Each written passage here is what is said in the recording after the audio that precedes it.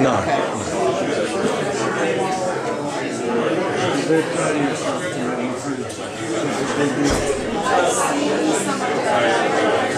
Big deal.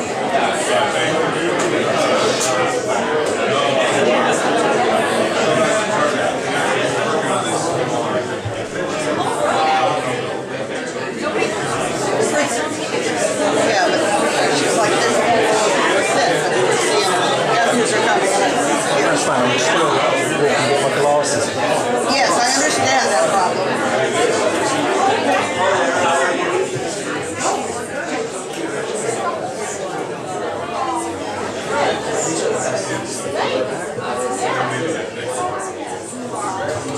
I will go sit if everybody gets in. I just want to make sure.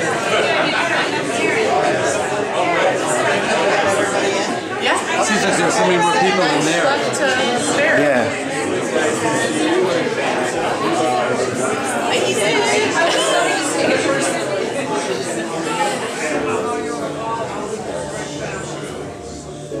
Thank you.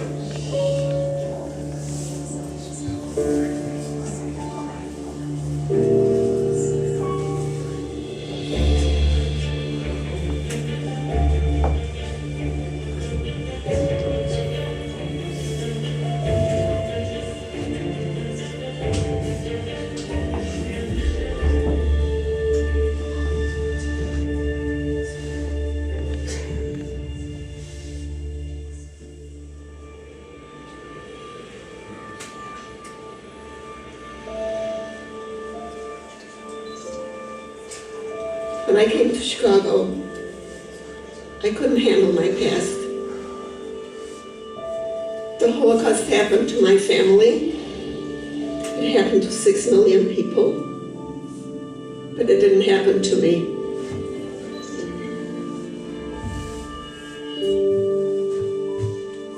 I grew up in a town called Klucharki, and it was a small community. It was the suburb of a big city called Munkac. Life was wonderful. I had a great childhood. I was raised in an Orthodox home, and prior to the war, most of my friends were not Jewish.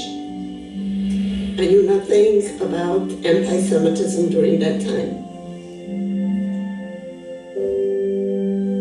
The first that I remember, any anti-Semitism, any fear directed towards me or my family was waking up one morning going to school. I remember a man teacher standing at the door, holding his hand up to me and telling me Jewish children needed to go home. We were not allowed to go to school any longer.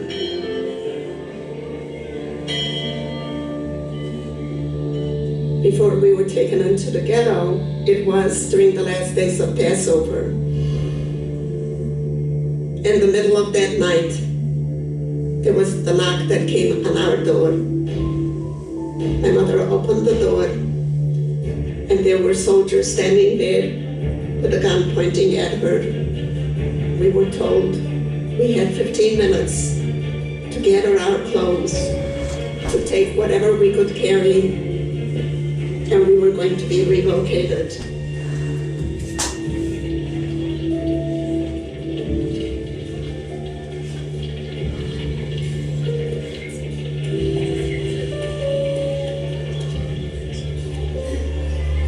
We lived in this ghetto until one day they came to take us to the train stations.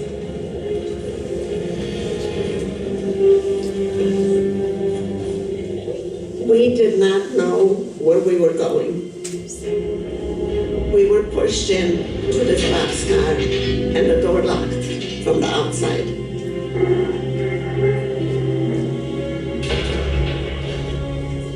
That's the first, that the real fear of the unknown really set in.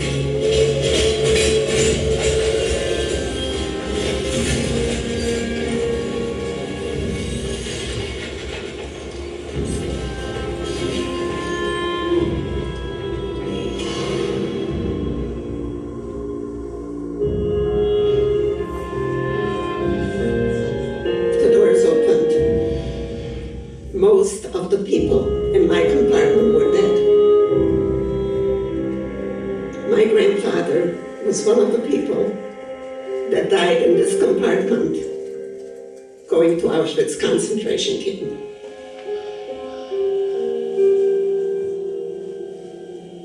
When I got on this train, I was not quite 13. I lined up with adults. Then they called age, and I told my mother she was in the wrong line. She went into a different line. And I asked several hours later when I would see my mother, they pointed to the smoke. This has been a heavy burden to carry.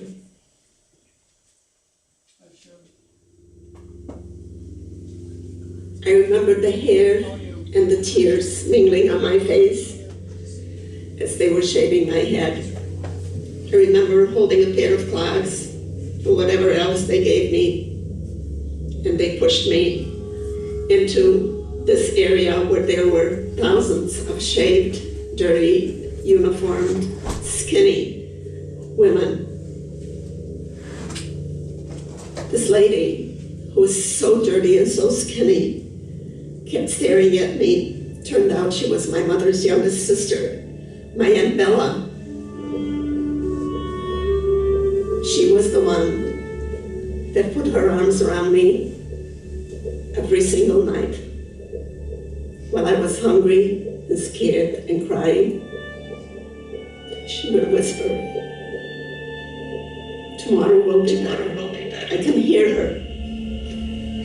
Let's just live through the night. Tomorrow will be better. You'll see. She's the one that helped me survive Auschwitz concentration camp.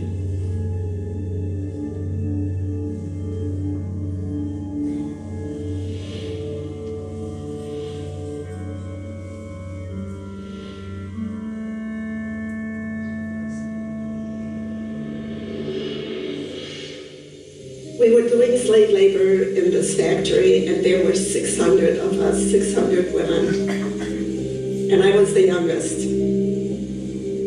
There was hardly any food, hardly any rest. 599 women lined up. When this little piece of bread was given, I would extend my hand, and I would get a little crumb from these women. In turn, I promised to be their messenger if I survived. I would tell their story if I survived.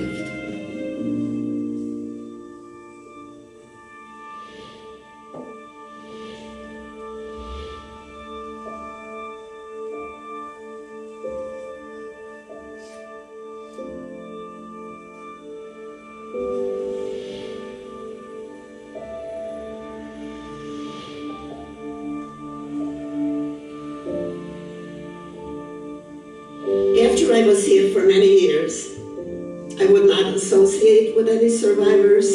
I wouldn't join any clubs. I didn't want to talk about it. I couldn't and wouldn't. Until I became a grandmother, and my son came to me one day and he said, "Mom, I need to know, and your grandchildren will need to know." And this is where I became the survivor.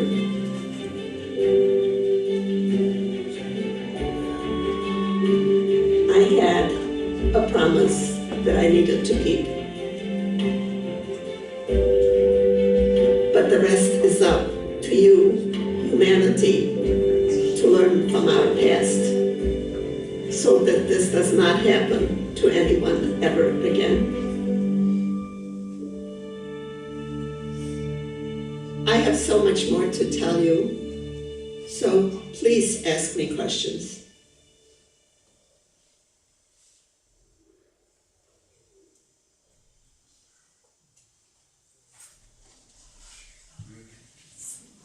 Hello, Fritzy. Hello, what's your name? If any of you have questions for Fritzy, I'd be happy to relay them for you. Who'd like to go first?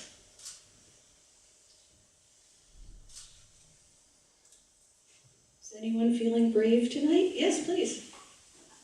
What was it like to come to the United States? What was it like to come to the United States?